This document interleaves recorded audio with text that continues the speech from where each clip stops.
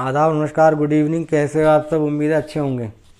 अगर किसी state level का मिनिस्टर थाने में जाए और थाने में जाके वो जाने से पहले अपनी वेशभूषा बदल ले, फटे पुराने कपड़े पहन ले, पैरों में चप्पल पहन ले, सर पे गमछा बांध ले और जाने के बाद कहे कि मेरी किसी ने जेब काट ली, मेरी शिकायत दर्ज कर लो, और वो थानेदार उसकी हालत देख के वहाँ से उसे भगा दे, और वो बुजुर्ग वहाँ से जाने के बाद थाने के पास ही खड़ा हो जाए, और बहुत देर तक खड़े रहने के बाद एक पुलिस वाला उसे देखता है और देखने के बाद कहता है ये बुजुर्ग खड़ा हुआ है, ला इसकी शिकायत मैं ही लिख लेता हूँ।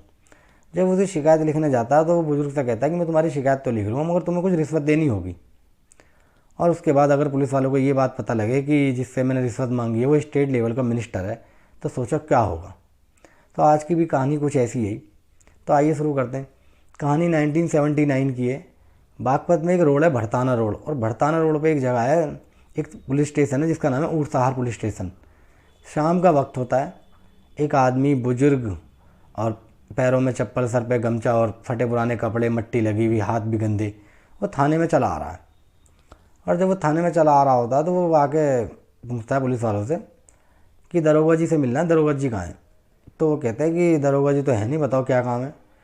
तो वो बताता है बुजुर्ग कि मैं मेरठ का रहने वाला हूँ और मुझे पता लगा था यहाँ बागपत में बैल मिलते हैं सस्ते, तो मैं बैल लेने आया था, मगर रास्ते में मेरी किसी ने जेब काट ली और तुम मेरी शिकायत दर्ज कर लो। तो वो पुलिस वाले कहते हैं कि हाँ, तुमने दिन में ही पी ली और वो पैसे कहीं तुमने गिरा दिए होंगे, कहीं कुछ खर्चा कर लिया होगा, और अब तुम शिकायत कराने आओ। ऐसे शिकायतें लिख की जाती और उसे डांट छपट के भगा देते। उसके बाद वो बुजुर्ग वहीं थाने के बाहर ही बाउंड्री के सहारे बैठ जाता है। थोड़ी देर के बाद दरोगा जी भी आ जाते हैं। जब दरोगा जी देखते हैं कि बुजुर्ग थाने के बाहर बैठा हुआ है तो वो भी कोई सुनवाई नहीं करते और वो भी देख के थाने में चले जाते हैं। थाने में जब चले जाते हैं तो बहुत देर तक वो बुजुर्ग वहीं बैठा रहता है बाउंड्री पे, अपने थाने की बाउंड्री के पास। तो काफ़ी देर तक पुलिस वाला उसे उन्हें देखता रहता है। उन्हें तरस आता है पुलिस वाले को। वो कहता है मैं इस बूढ़े की शिकायत मैं ही दर्ज कर लूँ। वो जाता है और जाने के बाद बुजुर्ग से कहता है कि तुम्हारी शिकायत मैं दर्ज करता हूँ। तो बुजुर्ग खुश हो जाता है, मगर अगली ही बात वो पुलिस वाला कहता है कि तुम शिकायत में तुम्हारी ऐसे दर्ज नहीं करूँगा, कुछ खर्चा पानी करना पड़ेगा। वो बेचारा बूढ़ा गरीब आदमी वो फिर निराश हो जाता है। वो कहता है कि मेरे पास तो पहले ही मेरी जेब कट गई, मेरे पास कहाँ पैसे हैं। तो पुलिस वाला कहता है कि खर्चा तो करना पड़ेगा, अब तुम देख लो, अगर शिकायत दर्ज करवानी है तो कुछ खर्चा तो करना पड़ेगा, देना पड़ेगा। तो इन दोनों में थोड़ी देर की बातचीत के बाद फाइनल होता है कि वो बुजुर्ग इस पुलिस वाले को 35 रुपये देगा। और वो दरोगा, जो पुलिस वाला होता है, वो जाके अपने दरोगा को बताता है कि बुजुर्ग से मैंने शिकायत करने के तौर पर 35 रुपये में बात तय कर ली है। दरोगा कहता है ठीक है, शिकायत ले लो। उसके बाद पुलिस वाला उस बूढ़े के पास आता है और आने के बाद वो उसकी शिकायत लिखता है, कहाँ से चले थे, कितने पैसे थे, क्या करना है, सारी बात लिखने के बाद वो बुजुर्ग से कहता है कि बाबा तुम इसमें साइन कर दो, साइन करोगे या अंगूठा लगाओगे। तो वो बुजुर्ग वहीं पेन रखा होता है, वहीं स्टैम्प पैड होता है, वो पेन उठाता है और स्टैम्प पैड अपनी तरफ खींचता है। तो पुलिस वाला सोचता है कि इन्हें साइन करने हैं तो ये स्टैम्प पैड क्यों ले रहे हैं, और अगर अंगूठा लगाना है तो ये पेन क्यों उठा रहे हैं।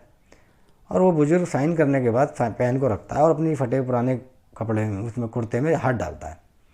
हाथ डालने के बाद वहाँ उसमें से एक मोहर निकालता है और उसको उस पैड पे लगाता है, और लगाने के बाद अपनी शिकायत के सिग्नेचर ऊपर लगा देता है। पुलिस वाला देखता है कि पता नहीं बुजुर्ग क्या कर रहा है, कि मोहर सी है उसे लगा दी ने इस पे पैड पे, अपने शिकायत पत्र पे। उसके बाद वो उसको शिकायत पत्र को उठाता है, पुलिस वाला उसे देखता है। जब वो देखता है तो उसके पैरों के नीचे से ज़मीन निकल जाती है। अब वो देखता है, उसे पढ़ता है, वो मोहर किसी और की नहीं, वो देश के प्राइम मिनिस्टर की होती है, prime minister of India Chaudhary Charan Singh की। उसके बाद ये बात सुनकर पूरे थाने में हड़कंप मच जाता है, और जो आसपास के थाने होते हैं उनमें जो सीनियर अफसर होते हैं वो आनन फानन में वो थाने पहुंचते हैं, और थाने पहुंचने के बाद डैमेज कंट्रोल की कोशिश करते हैं। मगर ये सब कुछ चौधरी चरण सिंह के सामने उनके ही साथ हुआ था, तो डैमेज कंट्रोल करने का तो सवाल ही नहीं उठता। उसके थोड़ी देर बाद उनका काफ़िला भी आ जाता है। वो अपने वहाँ कपड़े चेंज करते हैं, अपने हाथ पैर धोते हैं, और कपड़े चेंज करने के बाद अपने काफ़िले में जब जाने लगते हैं तो एक आदेश दे के जाते हैं कि इस पूरे थाने को सस्पेंड कर दो, और पूरे थाने को सस्पेंड कर देते हैं। अब बात ये होती है कि चौधरी चरण सिंह ने ऐसा क्यों किया, और अगर उनके पास ऊरसहार थाने की कोई कंप्लेंट थी तो अपने किसी सीनियर अफसर से कह के इसकी शिकायत करा सकते थे, मगर उन्होंने इसका फैसला खुद ही किया था। और जब वो प्राइम मिनिस्टर बने तो यूपी के जो किसान थे उनको लगा कि हमारे बीच का आदमी प्राइम मिनिस्टर बना है, अब हमारी जो शिकायतें होंगी हम डायरेक्ट अपने आदमी को भेजेंगे। और इसी दौरान जब वो एक बार प्रधानमंत्री ऑफिस बैठे थे तो उन्होंने देखा चिट्ठियों का अंबार लगा हुआ है।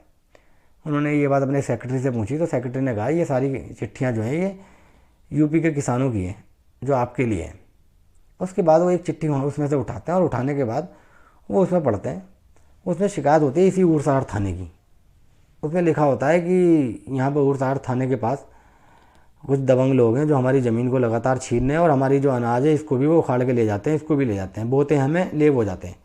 और जब हमने इस बात की शिकायत उरसाहट थाने में की तो वहाँ का जो दरोगा है वो गाली गलौज करता है और हमें वहाँ से भगा देता है और रिश्वत मांगता है।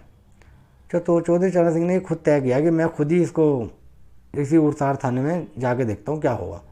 तो कुछ दिन के बाद जब उनका बागपत का दौरा था और जब वो दौरे से वहाँ से लौट रहे थे तो उन्होंने अपने सेक्रेटरी को कॉन्फिडेंस में लिया और कॉन्फिडेंस में लेने के बाद उन्होंने सारी बात उसे बताई। फिर उसके बाद वो एक खेत में पहुँचे और खेत में पहुँचने के बाद फटे पुराना कुर्ता पहना, तैयारी पहले से ही थी, कुर्ता पहना और अपने कुर्ते में मट्टी लगाई और एक तरफ से कुर्ते की जेब काटी भी और पैरों में चप्पल, सर पे गमछा बांध के वो थाने पहुँच गए और अपने पैसे चोरी होने की शिकायत दर्ज कराई। और वो चौधरी चरण सिंह जी देश के डिप्टी प्राइम मिनिस्टर भी रहे और फाइनेंस मिनिस्टर भी रहे और होम मिनिस्टर भी रहे और यूपी के एक बार चीफ मिनिस्टर भी रहे। और किसी आज़ाद भारत में पहली बार ऐसा हुआ कि कोई देश का प्राइम मिनिस्टर कोई शिकायत दर्ज कराने एक थाने में पहुंचा हो और शायद दुनिया में ऐसा पहली बार हुआ हो कि इतने बड़े संवैधानिक पद पर बैठे हुए आदमी से पुलिस वाले ने रिश्वत मांग ली। और वो 28 जुलाई 1979 में देश के 5वें प्रधानमंत्री बने। गठबंधन की सरकार में वो प्रधानमंत्री बने थे। इंदिरा गांधी ने उनको सपोर्ट किया था और 23 दिन की सरकार चलने के बाद इंदिरा गांधी ने अपना समर्थन वापस ले लिया था और सरकार गिर गई थी। मगर सरकार गिरने से पहले चौधरी चरण सिंह ने राष्ट्रपति को लोकसभा भंग करने की सिफारिश कर दी थी। और ये बात जब विपक्ष के कुछ नेताओं को पता लगी कि चौधरी चरण सिंह ने लोकसभा का भंग करने की सिफारिश कर दी राष्ट्रपति से, तो ये बात उन्हें बुरी लगी। उन्होंने कहा जब आपका सरकार गिर गई, आप हट रहे हो तो कोई और बनेगा। मगर राष्ट्रपति ने उनकी अर्जी को स्वीकार कर लिया और लोकसभा को भंग कर दिया। तो उन्होंने कहा, चौधरी चरण सिंह से कहा कि तुम जब तक देश में चुनाव होंगे जब तक तुम प्रधानमंत्री बने रहो। तो इस तरह से चौधरी चरण सिंह आधिकारिक तौर पर 23 दिन के लिए और केयर टेकर के रूप में 14 जनवरी 1980 तक वो प्रधानमंत्री रहे। मतलब कुल मिला के वो 6 महीने तक प्रधानमंत्री रहे। और उसके बाद सब कुछ चौधरी चरण सिंह ने किसानों के लिए यूपी के अंदर लैंड के ऊपर बहुत काम किया है। किसानों को जो मालिकाना हक दिलाने का किसी ने काम किया तो वो चौधरी चरण सिंह को ही जाता है और किसानों के बड़े हितैषी माने जाते थे वो।